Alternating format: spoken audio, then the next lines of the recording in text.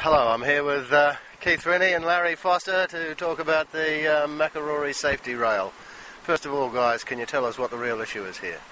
Well, I think that the real issue is that our beautiful vista of driving down Makorori Hill and looking at our most famed surf breaks, Makorori Point, Centre Break and Red Bus, have been impaired totally by an ugly fence. We can't see the view as we're walking down or driving down the hill anymore. If you're in a four-wheel drive, you can. And the other major part of it is that we've lost a beautiful parking area. It's turned into a mud heap, and the safety issue at this entranceway is of major concern.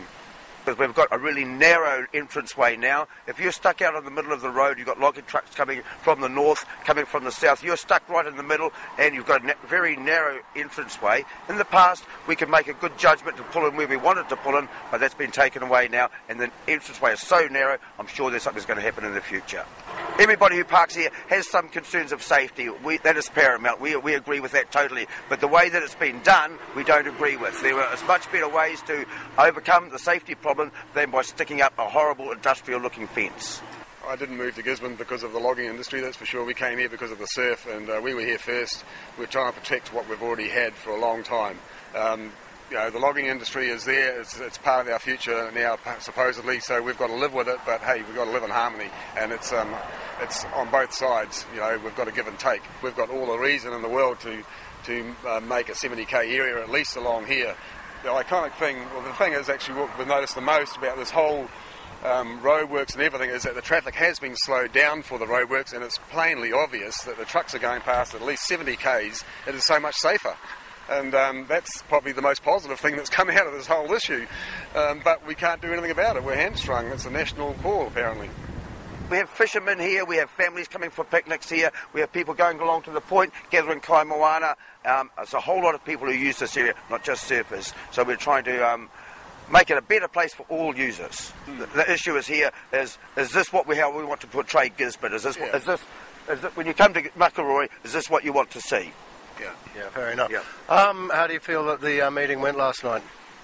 Oh, I think it was really great to see 120 people turn up, and I kind of thought there might have been a few more actually, but it just lets people know how serious we are about this issue. This is something that we've treasured all our lives, all our surfing history. I've been surfing for over 50 years, and to see it turned into this and like a mud heap now at the moment, it's like, well, we're feeling like second-rate citizens. We've been dished a heavy blow, and we're not going to take it.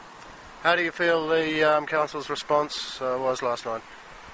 Well, there was no response really. For me, there was no response. Basically saying you can't mess with the New Zealand Transport Authority, and maybe we'll have a meeting to placate you, but no, nothing very positive. Next steps for you guys? We hope to have a meeting of stakeholders of this area, of the users, to get together and say, as a unit, or as a group, what do we actually want? Then we can liaise with Gisborne District Council to say, well, at least we're having some input, and would you listen to us, please? Yeah, I'd like to kind of get involved with the landowners as well and get their input and just let them know what our remedy would be for this at the moment, and just work in with everybody, and so we can take something positive to the council and get an overall plan with an artist's impression of the finished article as well. Yeah. If we had an artist's impression of what it's going to look like at the end, then we've all got a goal to aim for, and that would be the perfect outcome.